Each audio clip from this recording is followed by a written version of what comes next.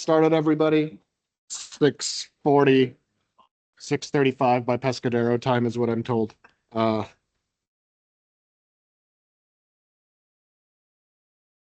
right, got my recording going.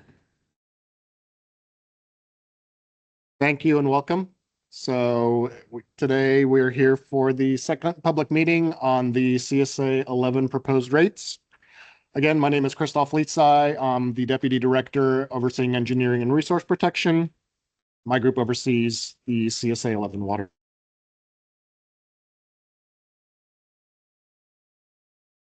Nellie, who's our principal civil engineer, and then Tiffany, who is our senior engineer in the group. So today we have a brief presentation and the agenda is shown on the screen. So today's presentation will be a condensed version of what we showed you on October 29th, earlier this year. We've removed some of the general information on the system, how it was established and formed, and other historic CSA 11 information from this presentation. So if you guys are interested in seeing that, I encourage you to go to the website, and we have a recording up of the first presentation along with the PowerPoint, so you guys can take a look there.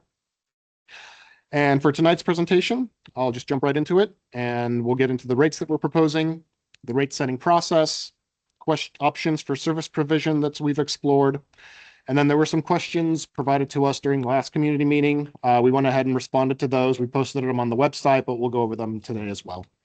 As always, there'll be an opportunity at the end to ask questions. So please hold your questions till the end, and we can go back to any point of this presentation to go over slides.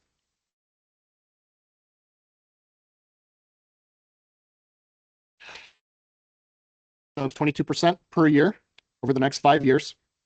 And this is intended to bring the rates to where they would have been if we had been able to increase rates over the last 13 years and align with inflation. So I'd like to note that actually the consumer price index for fuels and utilities over the last 5 years has increased by about 123%. And our proposed rates are actually below that threshold. And then we are continuing the tiered rate structure. So that's to encourage conservation. And we are looking to set rates for 5 years to reduce the cost it takes for our staff to look into the rate setting process. So the rates are intended to support operations and maintenance of CSA 11, which includes the operator as well as our DPW staff time. It's also the repayment of the outstanding loan, which was around $60,000 plus the accrued interest, which was necessary to close out the fiscal year after the 2011 water outage. Then we're also looking to fund the target reserve, which is 50% of our annual O&M costs and 3% replacement value of the system, which is about $160,000. And then once we're able to do all those things, includes a meter replacement process as well as addressing limitations of the aquifer. I will say for the meter replacements, we have reached out to the state to see if that's something that we can include as part of the high school project that's moving forward right now, seeing if they're willing to fund the meter replacement for the system. So we're waiting to hear back from them on whether they're going to be able to do that, and we'll be looking to install smart meters through that. So this slide is just a comparison of CSA 11, both the current and the proposed rates with neighboring water districts or service areas. So the first two bars are CSA 11. The blue bar is what you currently pay for water if you use 10 units monthly. So a unit of water is 748 gallons. That would keep you in tier 1. And then the green is what it would be with the first year of proposed rates. So as you can see currently for 10 units of water, a typical CSA 11 customer pays $54.90.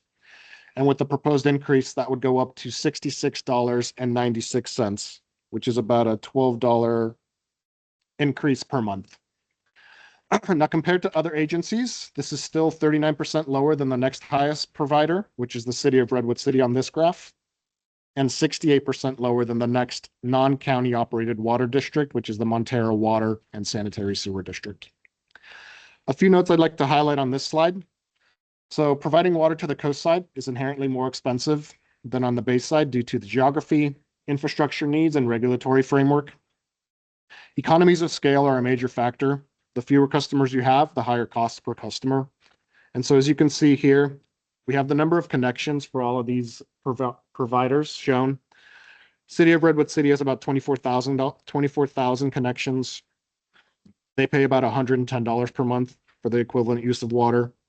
North Coast County Water has about 12,000 connections. They pay $124. And as you can see, as the number of connections go down, the price of water goes up. So the next smallest system besides CSA 7 is Montero Water with about 1,658 connections. So they're about 16 times bigger than CSA 11. And even with those number of connections, they still pay about 4 times higher water rates than what CSA 11 does. And so this is just, again, trying to project and explain the economies of scale. We definitely heard from the community that say we should expand CSA 11 to reduce cost. And the reality is, even with the full system build out, the system would still be very small and the economies of scale would not materially improve the financial situation for CSA 11. At full build out, we would go from about 102 connections to maybe 120 connections, which is still not anywhere near some of these other systems have at, 1,600 locations. Its cost structure will always be different from that of the larger systems. So let's get into the detail about the rate increases over the next 5 years. This is the same chart we showed in the previous slide, which shows what you guys currently pay for water. So it is tiered. We have 4 tiers, 0 to 11 units, 12 to 25, 26 to 40, and then 40 plus. And then we also included a 5/8 inch meter charge, which is what a typical residential home has. With the first year increases, which are proposed to take into effect July of 2026, Tier 1 would go up from $2.69 to $3.28. Tier 2 would go from $4.04 to $4.93. Tier 3 would go from $5.45 to $6.65, and Tier 4 would go from $7.36 to $8.98. And the meter charge would go up from $28 per month to $34.16 per month, which is a 22% increase across the board. The next few slides just show what the cost is in the subsequent years. So this shows what the rates would be effective July 2027, as well as effective July 2028. I won't read the numbers. We'll post this again. It's available online and you'll have this information. And then finally, the last 2 years, again, effective July 2029 and July 2030, which was ultimately the last year of our rate increases and what the rates would be per tier. As a comparison, we did an analysis of what the typical water usage is for a CSA 11 customer. And over half of the customers in CSA 11 fall into that tier 1. So they use less than 11 cubic feet or units of water. And you can see tier 2 is the next highest with 37 accounts. Tier 3 has 5 accounts, and there are 6 accounts that use over 40 units of water. This page includes some of the information that I just went over in terms of the tiers and when they go into effect. And I will note that we are adding a few new charges, and that's just different meter sizes. So we are taking this as an opportunity to add a 1 inch, 2 inch, 4 inch, and 6 inch meter and have those reflected in our new rate structure. Again, a lot of information on this slide, but we'll post this online. It'll be included with the letters that we send out after this meeting and after we go to the board. This just shows our service connections, buy and charge, meter deposit, and what we pay or what we charge for bulk rate water permits. And again, some of the other miscellaneous fees that we're looking to increase and revise as part of this effort. So based on a successful rate increase, this chart shows the projected financial impacts to CSA 11. And so you can see this has estimated amounts for this fiscal year, as well as the next 5 fiscal years. So let me take a little time to explain what's going on here. The expenses.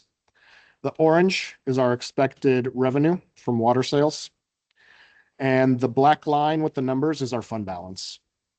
So our projected fund balance at the beginning of this year was about $12,894, which is our savings account. And so as you can imagine, that's a pretty low amount for a public water system. If we're able to successfully increase rates, next fiscal year, we're anticipating that our expenses are going to be around $134,000, while our revenue from water sales is going to be about $110,000. So there is a deficit will result in us going into a negative fund balance. And what this really means is we're going to have to take another loan to support the operation and maintenance of CSA 11. This typically comes from county sources, so it's either another department fund or we'll work with the CEO budget's office to get a general fund loan.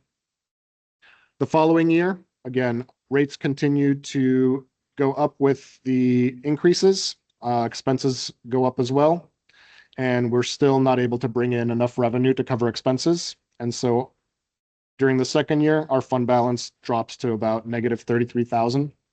So at this point, we're thinking we're going to need a loan of at least $35,000 to get us through the next 3 years. Year 3 is when we're actually able to see our revenue surpass our expenditures. It's very little amount. Our expenditures are about $142,300, and our revenue is projected to be $142,700. But at least we're in the black here, and so we're able to start paying back and putting money into our fund balance.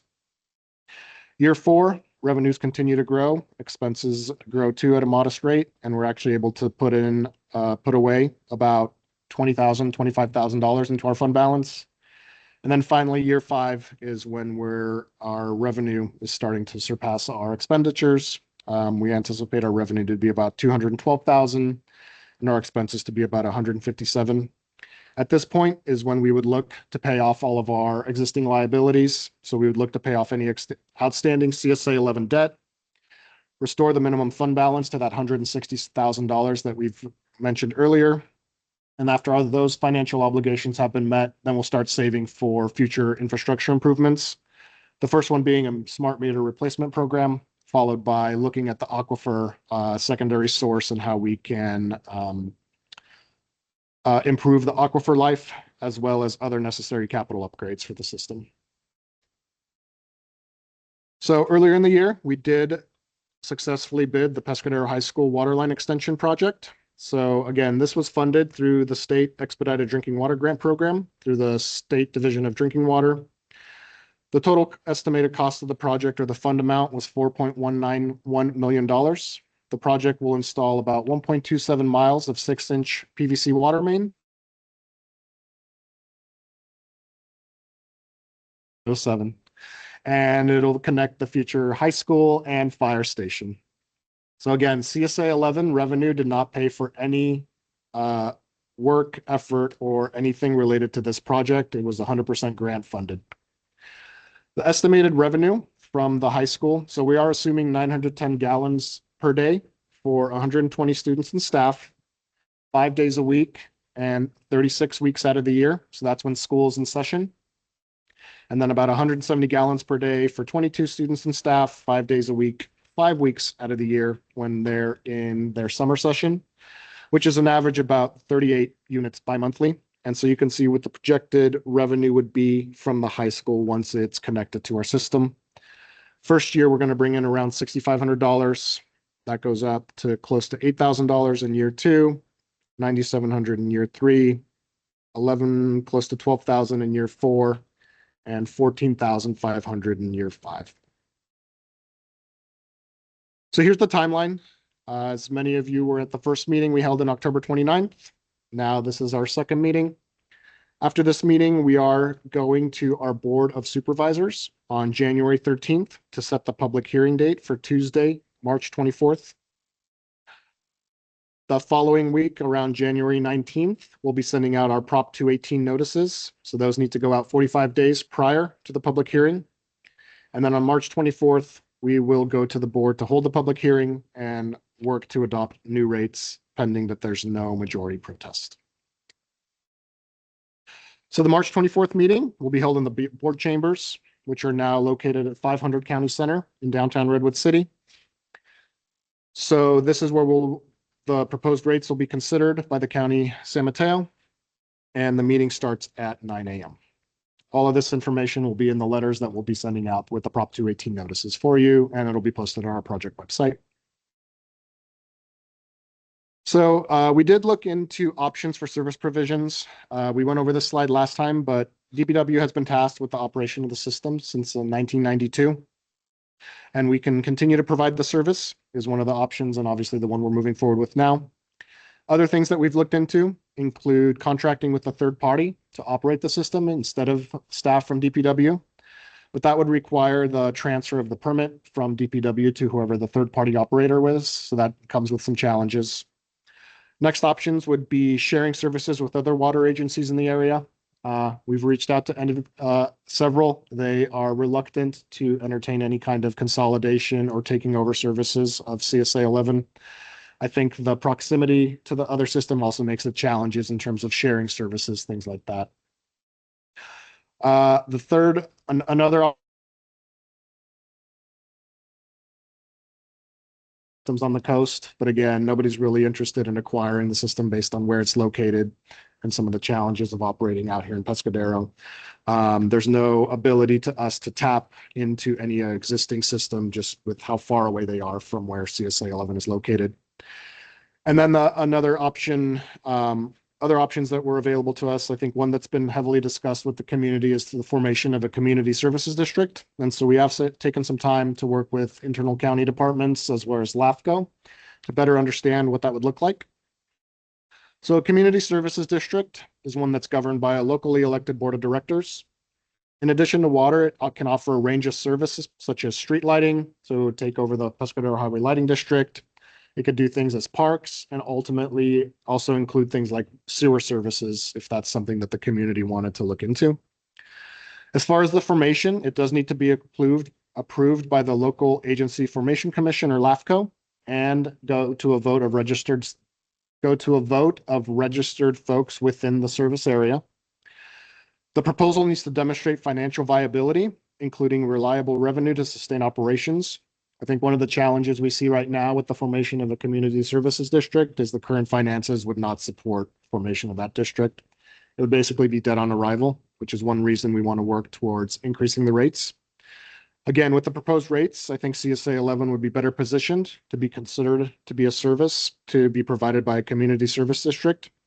And the county and department would be definitely supportive of formation of a community services district. So now I'd just like to take some time to go over the questions and the responses we've developed. So these are the questions that were raised during our last meeting from the public. I'll just go over all of them. There's about 12 of them, so bear with me. It's just going to be a lot of text and a lot of me reading. So what is the water usage of the new fire station and was it accounted for in the rate study? So the fire station operations are being located from its current location on Pescadero Creek Road to the new fire station to be constructed adjacent to the high school. Since the fire staff and equipment will be transferred rather than expanded, we believe the overall increase in water usage is expected to be minimal. Why can't the properties located along the new water line for the Pescadero High School CSA 11 water line extension project to the school connect? Why can't they connect to the new system? So during the process to get that approved, the extension was solely to connect the school and station to the CSA 11 system. No additional connections are allowed through this project, and this is due to the restrictions in the local coastal program and limited water supplies in CSA 11. So the project would only achieve the approvals from the California Coastal Commission by limiting new connections to just essential public facilities. So that would be the school and the fire station. Well, also, the County of San Mateo has a development.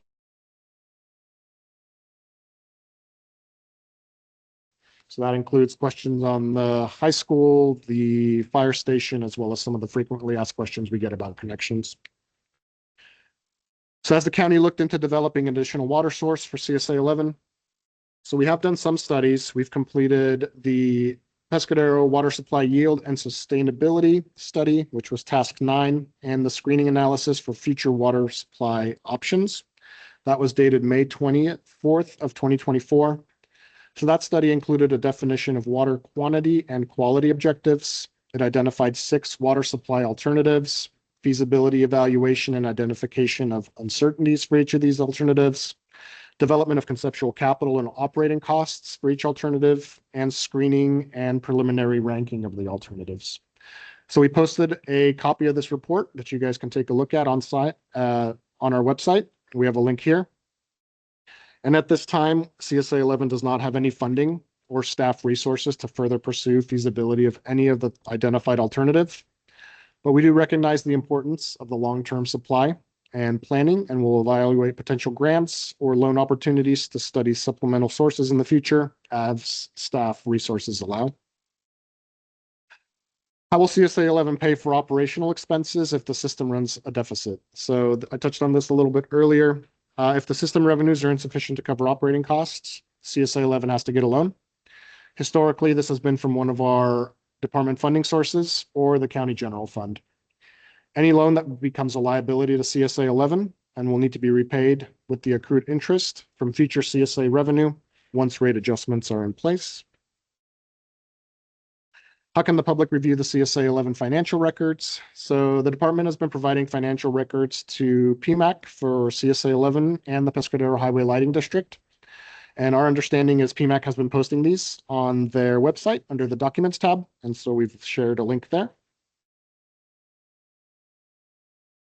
How were the water rates tiers determined and what was the basis for those tiers? So the tiered structure is intended to promote conservation and ensuring fair cost recovery. So the tiers were based on a review of historical customer usage patterns, system cost, and state guidelines promoting efficient water use.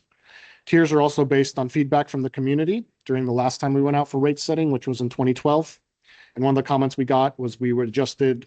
Originally, we had proposed the first tier to be 0 to 8 units. And through communications with the community, we revised that to be from 0 to 11 units. Are tiered rates legal under Prop 218? Yes. So tiered rates are allowed under Prop 218. It's under Government Code 53755 and the subsequent sections when they're designed to reflect different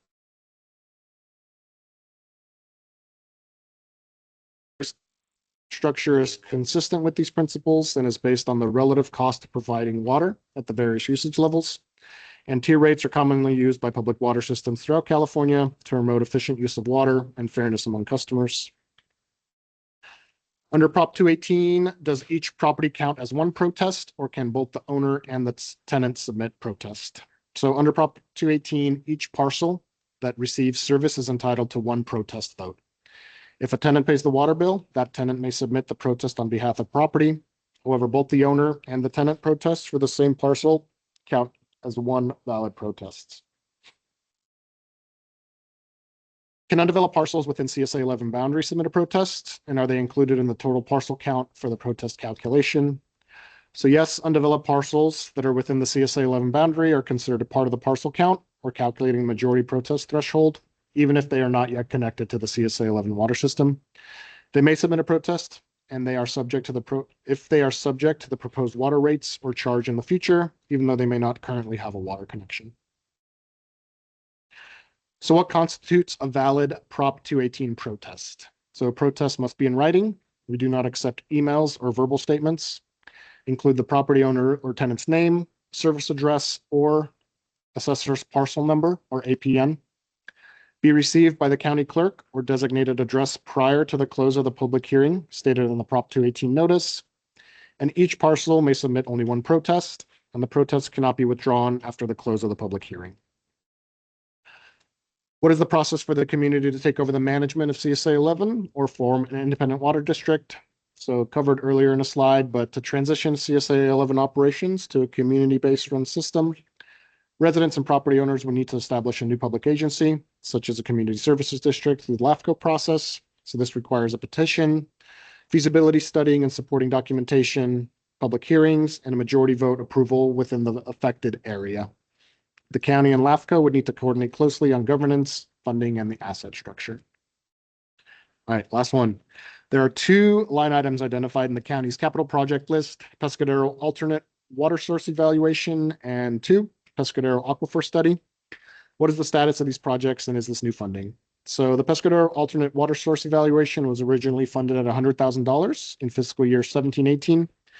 No work occurred for this effort, and the money has been rolled over each year with $100,000 remaining. So we are rolling that money over for future use once we're able to gain additional money to support that effort and have the staffing resources to actually work on it. And then the Pescadero aquifer study was originally funded at $300,000 in the same fiscal year 17-18. So work for this included the source water capacity assessment that was completed June 12th of remaining balance of $32,400, which will be returned to the county because this was funded through Measure A, now known as Measure K funds. And any unused funding needs to be returned to those Measure KA coffers. And that report can be found through the following link. All right, so those are the questions that we received last time. Always want to share where you can contact us for billing, emergency related questions, and any kind of emergency work. We're available 24/7. And by we, I mean Bracewell. Any of the following constitutes an urgent matter. So no water or low pressure, water main break, faulty backflow device, and odor or murky water. Bracewell's 24-hour number is right there. And then we also provided the DPW main line if you have any billing related questions or inquiries. All right, so with that, I do want to check in on the community feedback. So we do want to hear from you guys as we prepare for the rate setting process. Are there any concerns or questions you still have? Any information that was unclear either through the first presentation or this presentation? And any additional information that we can provide prior to the rate setting process? Any additional questions that you guys may have? So this is the time for Q&A, so I will open it up for any questions that you guys have. Yep.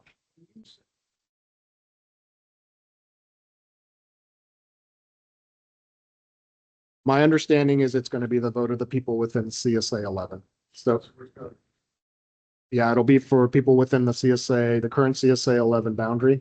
That would be the ones that would vote on whether they want to form a community services. Yeah. That includes parcel owners that are not active. My understanding, yeah, it would be everybody within the CSA 11 service area. Yeah, so whether they connected or not, they still have a vote as long as they're in that original area. I think right now we identified 16 parcels that are 30 parcels that have yet to take a connection. We have 102 connections now, so it's probably 30 out of 132-ish. We can get the exact number, but that.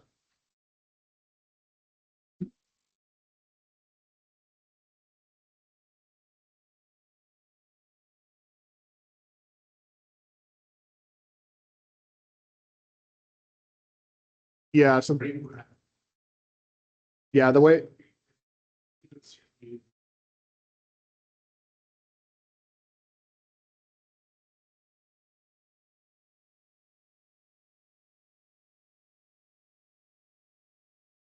Heard from our Alaska representative is one of the main things they look at is they want to make sure you have the financial ability to sustain it. So they would like, in addition, there's other reports that would need to be done. They probably just take a closer look at the aquifer, make sure that there's, there's sufficient water, supplies like that. There's a couple other studies that would need to be done, but yeah, once, let's say a CSD does get formed, then, the community gets to manage the system whichever way they like. And if they're able to implement cost savings, they can lower the rates at any point in the future. Yep.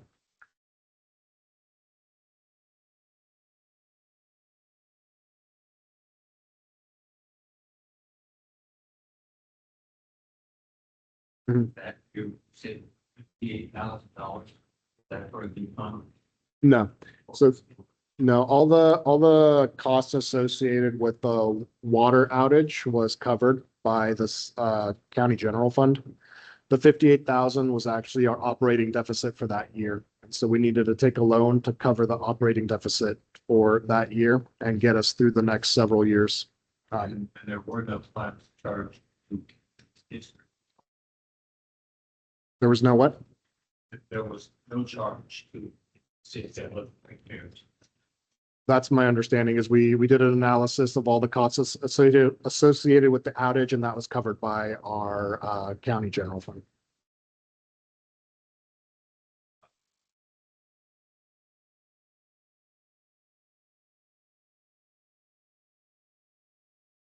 All right. No worries.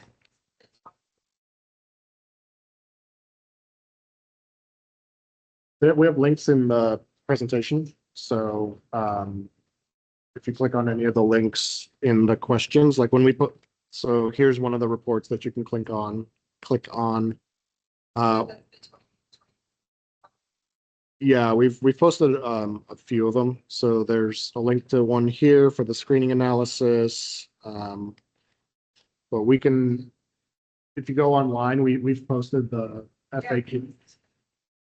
The FAQs were posted a couple last week.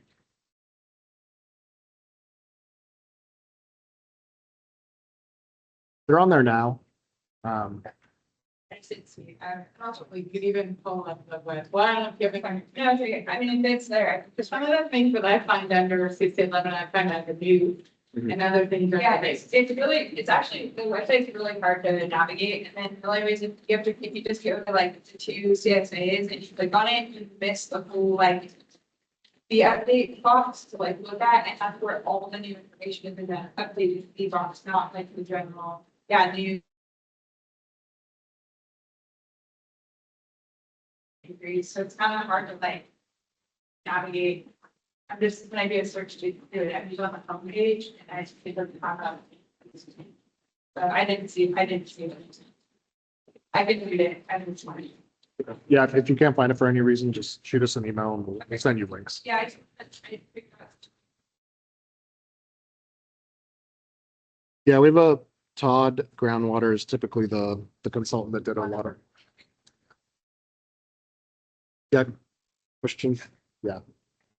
On your comparison chart of other water services. Yep. Any of those gravity flow and not treated like us? Unlikely.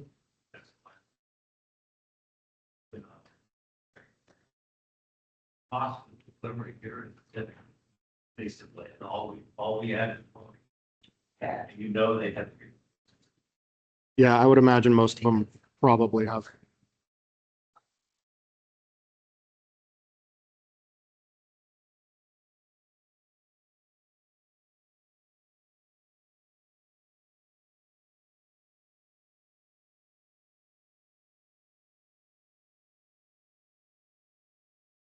Just stating that that's like, it's a little, it's not apples for apples.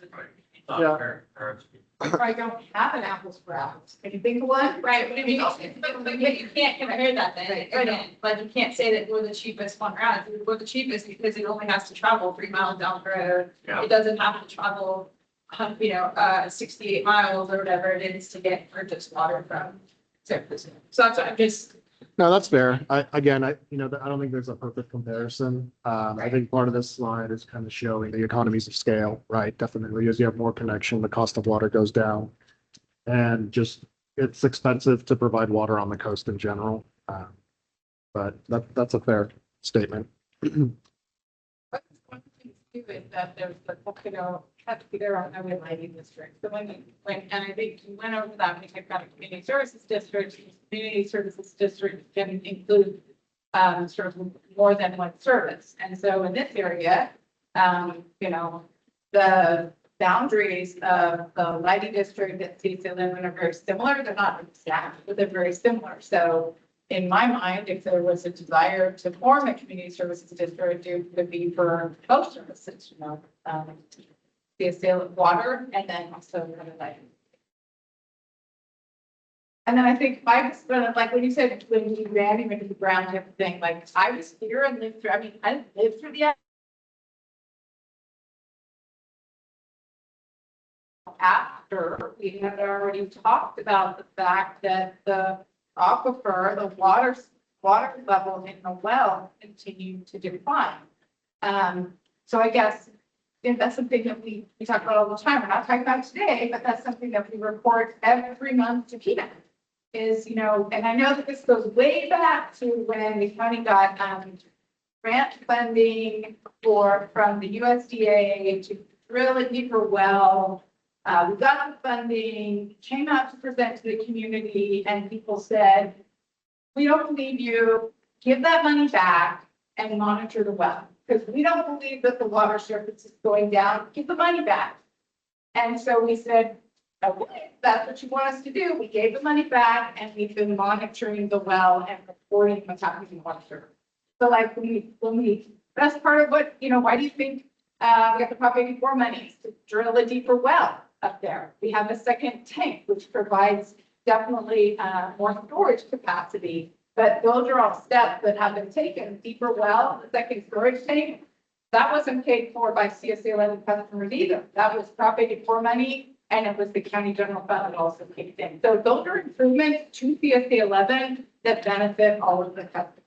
And that deeper well had to be done because there's an old well, like you said, that was right after the big, the festival in town. I remember it was a Monday, right after this. We didn't know that there were going to be a lot of people coming down. We also had an operator that was just sort of transitioning out of the county, so it was a difficult time for us too.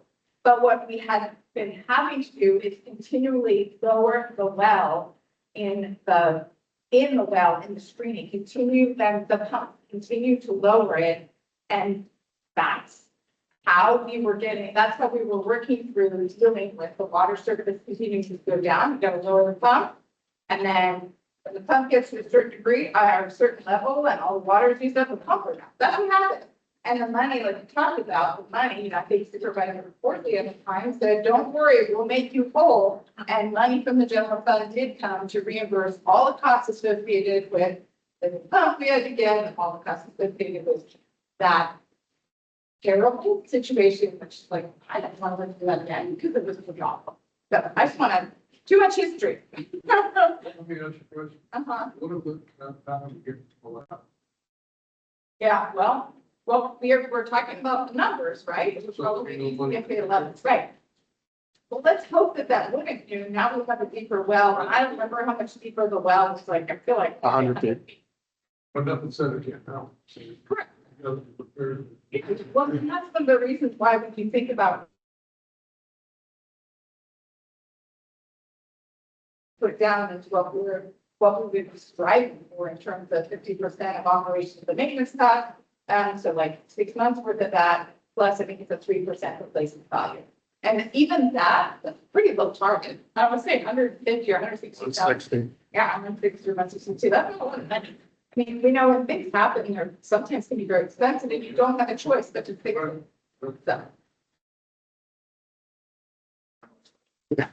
Yay. Quickly, the alternate site work, it sounds like there was, I mean, for someone, and maybe you can answer this.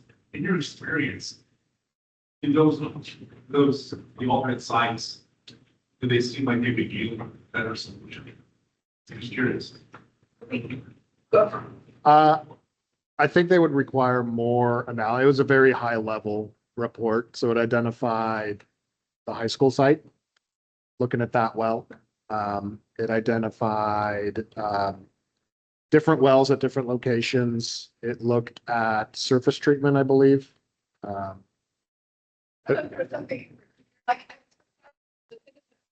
it's way was I think the favorite for some osmosis. Yeah. Okay, from the sea, that would probably be very expensive and far out. So my take on when I read that, which was a while ago, I'm reading these things going, these are not the options and they're probably very expensive. That was my takeaway. And I think we have that posted. Yeah, So I people mean, can take a look at that. I mean, to me, it was pretty revealing that like, like but I'm sorry, I'm trying to remember, like to the point that when you're dealing with water that we're required to chlorinate because TDW, Division Drinking Water requires us to do that. The level of treatment, like we talked about, are there pumps? Are they treating, how far away is water? Yeah, those are much what we're dealing with, much less expensive than I feel like any of the alternatives that I've read. Anytime you're dealing with surface water, like with us, with CSA 7, surface water treatment is just so much more, higher level, much more expensive. So some of those options that they're talking about in alternatives, my recollection is talking about surface water. And then they talk about surface water treatment, and everything else that goes with that, which is a lot more expensive, to this point, than just pumping it out of the ground out there and fluoride. It sounds like ad hoc. Well, I mean, You won't say it out loud. I mean, to me, the We- reports, they're really- I mean, we have several reports that try to identify the life of the aquifer. It ranges from 30 to 40 years to like 99 years, right? Depending on what you're looking at and the historical drawdown. I think one thing that kind of comes to our mind too is it's not just the life of the aquifer, but saltwater intrusion and the potential for that into the aquifer. Is saltwater intrusion into the aquifer, and then it doesn't really matter, right? Then you have to salt water, you're gonna have to treat it anyway. And then going back to all the other options, I think the one kind of common theme about any kind of alternative source is it's going to require some kind of treatment, much more robust than what we do now. So it'll give us that assurance of, we're never going to run out of water, but there's also going to be a much higher cost to treat that water. Ultimately, of all the options that were explored, I think the easiest would be surface water from Butno, but then we run into kind of water rights issues. Like there's challenges with all of the other options. So, That's what, that was the whole. yeah, I think it was.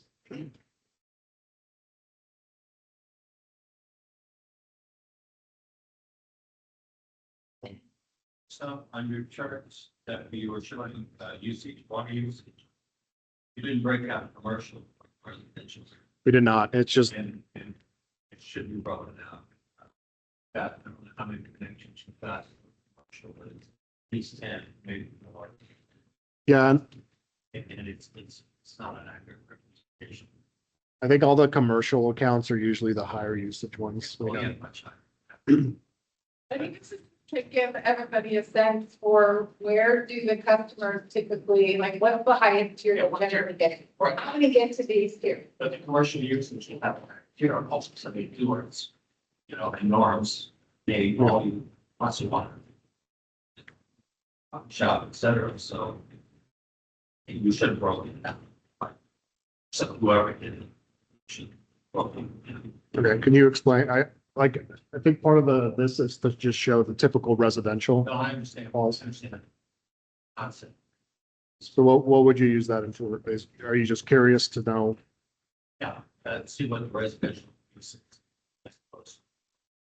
They have, Right, but the rates don't matter if you're residential or commercial, right? Everybody's getting a 22% increase across the board. commercials. Their hookups are much, there's a monthly charge of up to $60. Yeah, they have probably larger meters. Yeah, they have different charges. Yeah, I mean, the higher users are definitely gonna have more of an impact, right? That did good.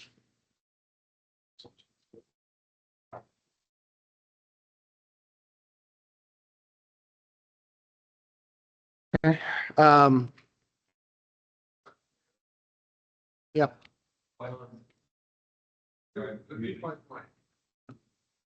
Community service area. One quick question on that. Yep. If that is created and it's.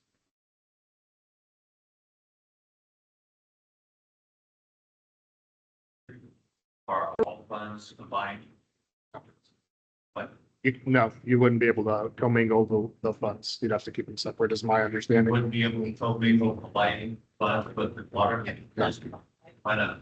Because the lighting funds are for supporting the highway lighting district and they come through property tax payments.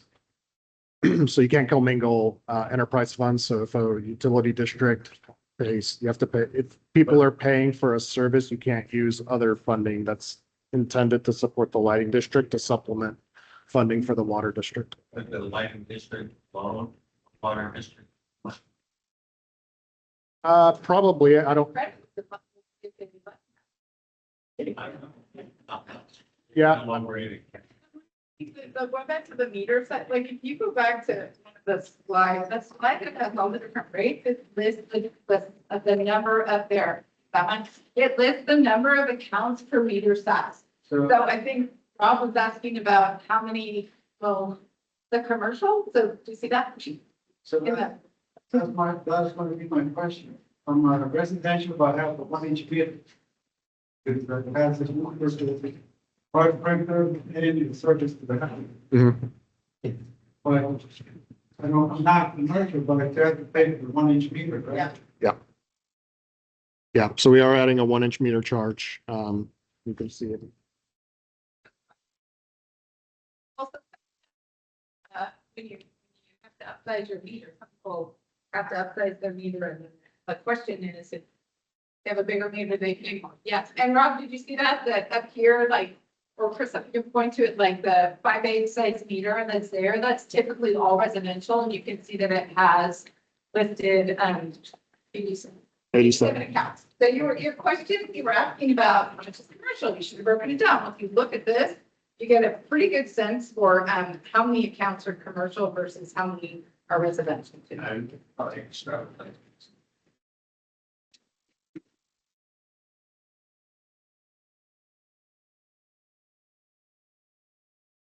Good question. The new pipeline, Uh-huh. I understand there was a problem with the compaction. Yeah. 600 feet have to be built. Now I notice they're pulling out. I thought, I understood they were gonna be repaving that line, that pavement they put in, then we take that out, put 4 foot strip. You all in the pipeline on the road. Yeah, we're, so the certain sections failed compaction. We caught that during inspection, so we've asked them to redo it. I don't think they've done that, and it looks like it's passed. Once that's done, they're gonna take out all of the temporary paving and then do a T-trench.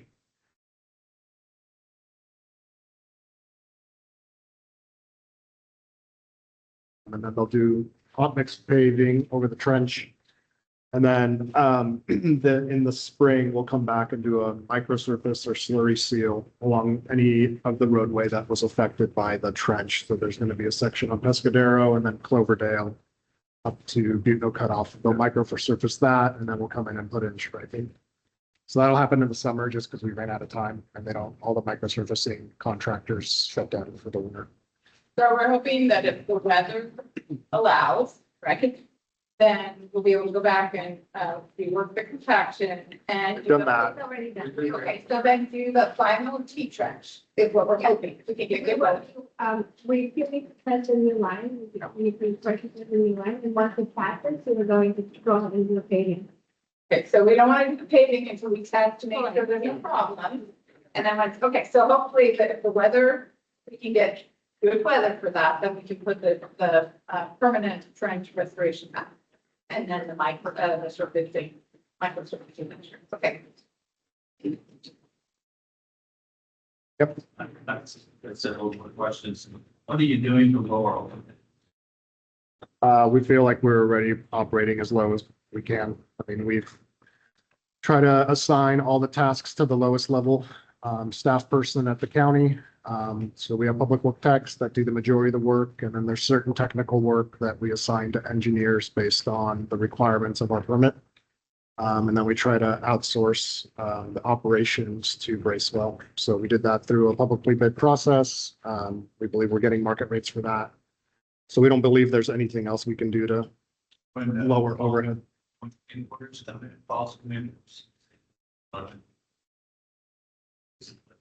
They answer by an engineer or.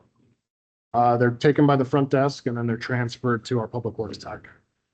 A public works technician. So they're at that space, all is charged out at their hourly rate. Right? Depends on what the issue is, but generally, yeah, if it's, I have about one second. yeah, they charge to the system depending on what the issue is. I mean, if it's a quick response, right, like they won't charge for that, but if it's something that they need to do research or get information, they will charge to the system. My understanding is you can take 7, which you obviously, but when falls made, they're charged. We charge both systems. Not according to. Who? No charge. According to who? According to who? The people that you guys work with. No, I mean, we just had a meeting with them as well, and we're, we actually charge more to their system because That part I understand, but we were told in meeting with them that they're not charged. I think historically, Mark Chow, who is the old principal, would volunteer a lot of his time. But we're not in a position to do that anymore. So both systems are going to be charged when people call in and ask questions, and we provide customer service. Same. Hmm? Treat same. But yeah, we're CSA 11. going to charge for customer service for both systems. You're not getting. We have been. We have been over the last year.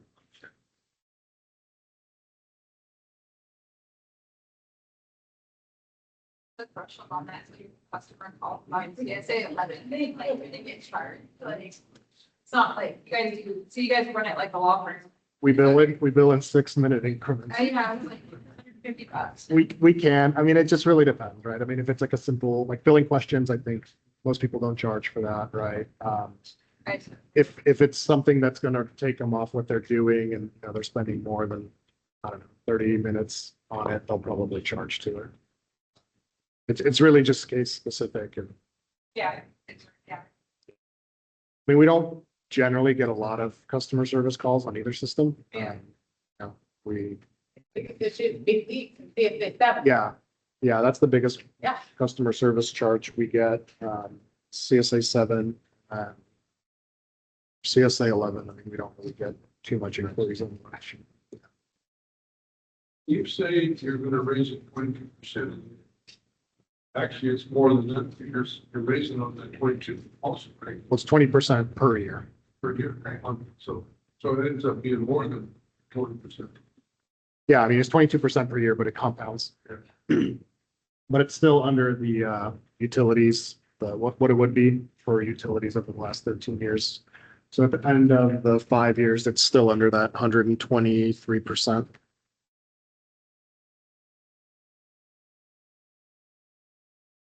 Yeah, so the consumer price index for fuels and utilities from 2012 to 2025 was 123%.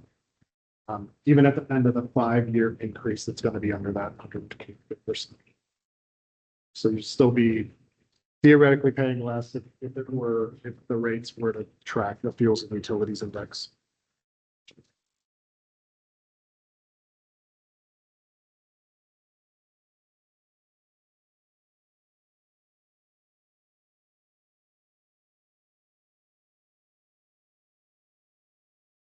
Is the whole system. Mhm. And I know that with like proposed rate increases for the next 3 years, it's still the negative, but then it gets positive by the end. Mhm. Although That's our minimum fund balance target. So that's just like our savings account that we try not to touch in case it's an emergency. Once so we have an existing loan that we'll need to pay back. There's likely going to be a second loan that we'll need to pay back. Once both those things are done and we hit that $160,000, that's when we'll start actually saving for projects. So like the first one we're going to do is replacing all the meters. We'll start a meter replacement program where our goal will be to replace meters the whole system every 5 years. So like 20% of the meters per year. We'll probably do a big project in the beginning to do smart meters. That's one area that we can save a little bit of time in meter reads is if we have smart readers. We just don't have the money right now to install them. And then we'll just look for future work. So we'll be saving for future capital projects. So further aquifer analysis, looking at a secondary source. And the system was built in 91, 90, 89. So it's coming up on 40 years. So things are likely to start breaking. So we'll start doing like a replacement for valves, fire hydrants, any kind of pipes that's showing deterioration, things like that. Yeah. But if you're an inspection. Yeah. we have work we have to do what they've identified. And you kind of tell us you gotta do it, you gotta do it by a certain time. But Yeah. There's always, there's that at work as well. Yeah, so the main, like maintaining the pumps, right? For the wells, we have to have somebody go into our treated water tanks and do a scuba dive assessment to make sure they're not corroding. There's corrosion on like the stairs, the hatches, exterior. Chemical feed pumps break all the time just because they're pretty fine tuned. So things like that. Right now, we kind of do it as needed, like we just replace the transducer so we can get soundings for the waves. Things always pop up, that's the kind of stuff we would be better positioned to be proactive in instead of reactive.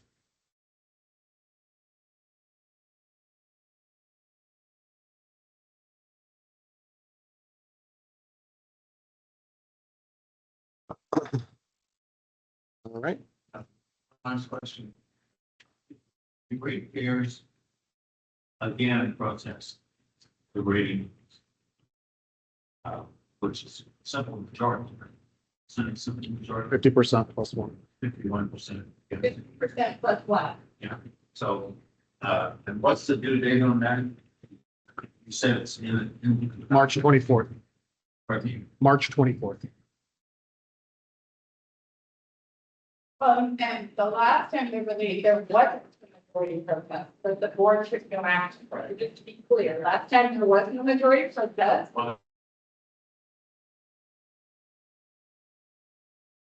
Majority protest, but the board chose to take no action. So here we are. Right. And Yeah. it's dealing with money. You gotta do the right stuff, I mean, you know, that's the reality of it. But I think there's some clarification since, even though it was an empty lot, they had voices on. We didn't vote. Right, well, then I think Christoph went over that as one of the flags, so. But the thing is, that, and I get it, like, I guess, I mean, well, you know, a majority protest is definitely something that's possible with a smaller system, of the benefits, right? But the downside is that if you don't have the money to run a system, that just keeps, like, you dig deeper and deeper into the hole. And it's hard to get out. But can I ask, I mean, like, one of the things we want to ask is like, is there any information? I guess the question I have is, do you guys even believe that there needs to be a rate increase? Right, I know we've talked a lot about. Yes, Do you guys believe that CSA 11 should have a rate increase in the foreseeable future? I think it should be not 100% in 5 years. And I think it should be addressed as a cap on price wells, charges and costs, as well as your staff. Right, because the distribution of the water service hasn't changed since it was installed. You know, you gave me a figure on how much it costs to deliver 1 gallon of water.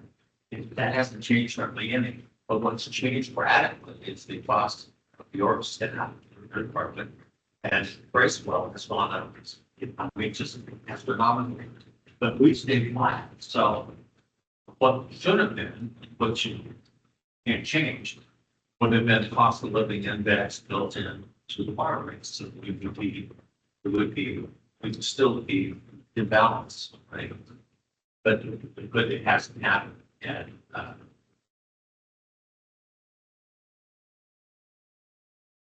we have the right managed.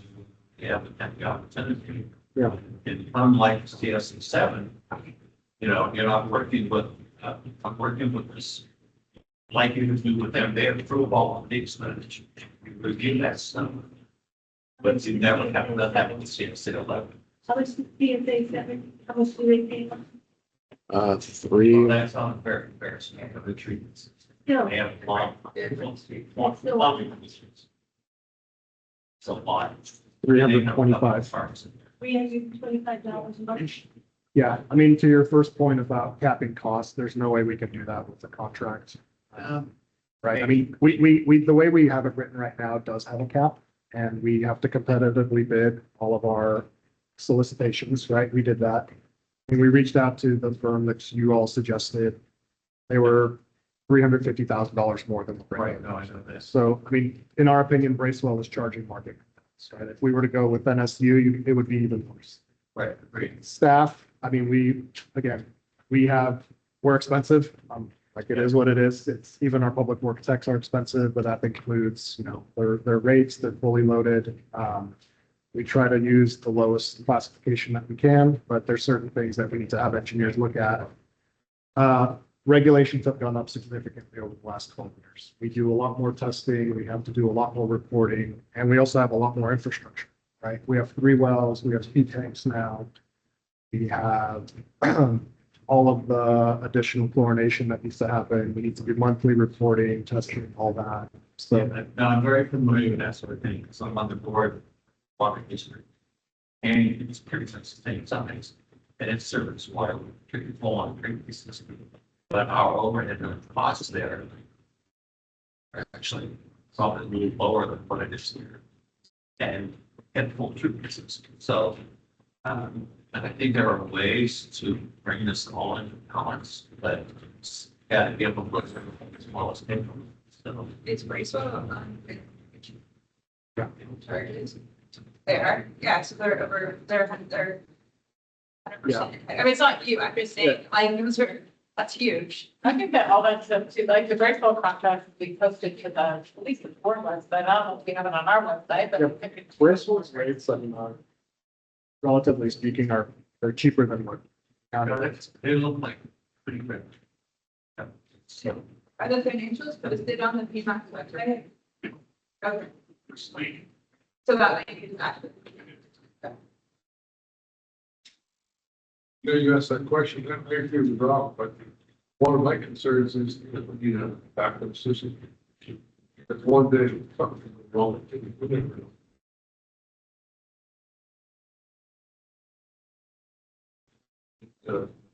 That would be pretty bad. Yeah, I mean, I think that For this town. once, after replacing our meters and meeting all that stuff, I think that's probably one of the first things we would look at seriously once we have enough funding to support it, right? We have $100,000 through that Measure K that we're saving.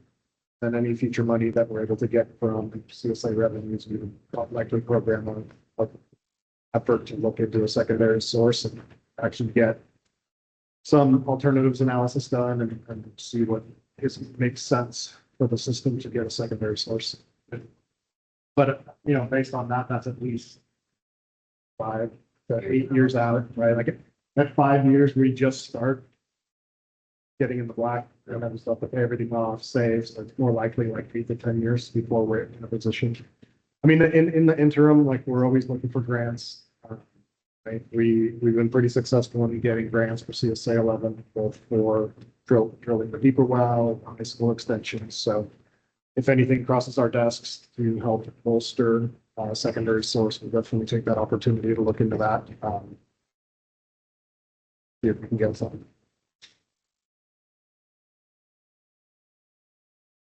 You know, think about this, I mean, agree with, you know, I think the post of midterm should be approaching this. They've taken a lot of investments in Ontario. South Coast. The what? And I think they should be helping out because they help us do with what they do. But I think they can be helping out if they're. And the funding because we're restricted on the development, which is good and bad about that. But yet that holds it down to make the system really work. And I think they can be helped. Sorry, I missed the first part. Who's the entity? Posted. Oh, Stephen.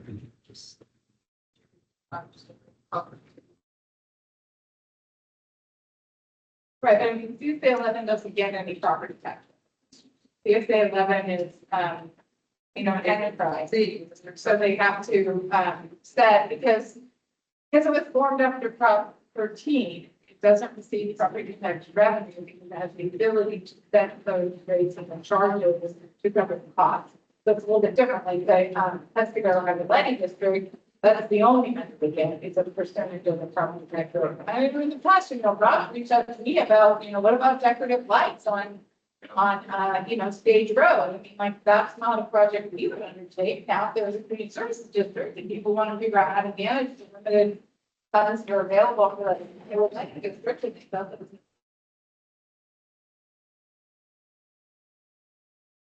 You know, what our lights look like, they're, wood poles and the light with the after on the. well, my district probably is what, about 180,000 now? For the revenue for your, I don't have that in my. Not revenue, but current balance. Yeah, I'm not sure that I know that number right now, Yeah, off the top of my head. yeah, well, But it's not a lot. It's not, you know, it's not very big. It's not huge, and with the revenue is huge, it's all based on the properties that are within, that's it. Right, but the expenses are very. There's, in other words, there's plenty of money in there to take on and give. I know, it's some of the projects, they're expensive, and then if you put up more decorative stuff, they take more potentially, operations and maintenance Yeah, costs. of course, but. Yeah. You know, there was some.